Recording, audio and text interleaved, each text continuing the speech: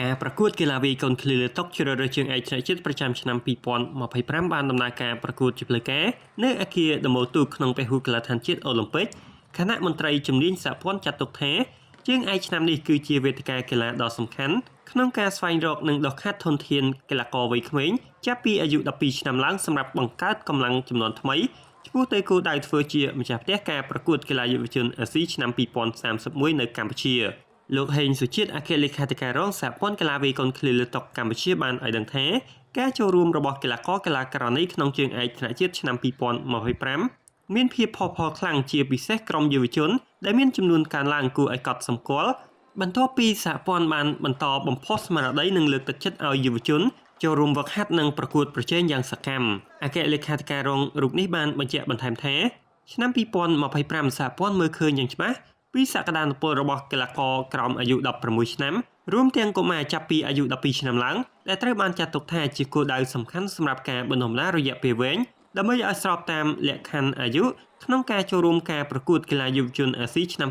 2031ខាងមុខលោកបន្ថែមថាទោះបីជាក្រុមកីឡាករក្រោមអាយុ15ឆ្នាំមានការចូលរួមយ៉ាងផុសផុលក៏ដោយប៉ុន្តែយុទ្ធសាស្ត្ររបស់សហព័ន្ធគឺផ្ដោតលើការស្វែងរកនិងអភិវឌ្ឍធនធានកីឡាករចាប់ពីអាយុ12ឆ្នាំចុះដើម្បីឲ្យនៅឆ្នាំ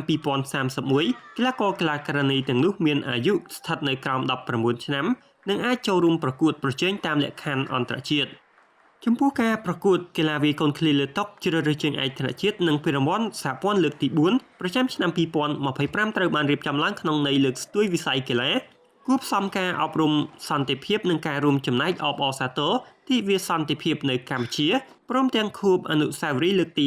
57នៃថ្ងៃជ័យជំនះ7មករា1979ដល់2026ដែលនឹងប្រព្រឹត្តទៅចាប់ពីថ្ងៃទី25ដល់ថ្ងៃទី29ខែធ្នូឆ្នាំ2025នៅសាលពហុកីឡដ្ឋានជាតិអូឡ িম্প ិក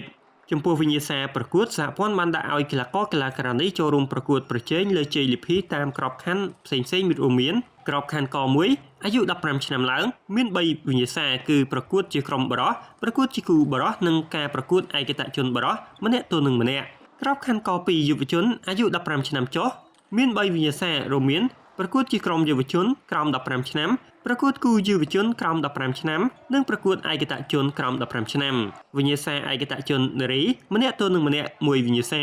ជើងឯកថ្នាក់ជាតិឆ្នាំ2025ត្រូវបានចាត់ទុកថាមិនត្រឹមតែជាការប្រកួតស្វែងរកជើងខ្លាំងប្រចាំឆ្នាំប៉ុណ្ណោះទេប៉ុន្តែជាជំហានគ្រឹះសំខាន់ក្នុងការបង្កើតមូលដ្ឋានកីឡាវាយកូនឃ្លីលើតុរបស់កម្ពុជាឲ្យមានភាពរឹងមាំនិងសមត្ថភាពប្រកួតប្រជែងលើឆាកអន្តរជាតិនាពេលអនាគត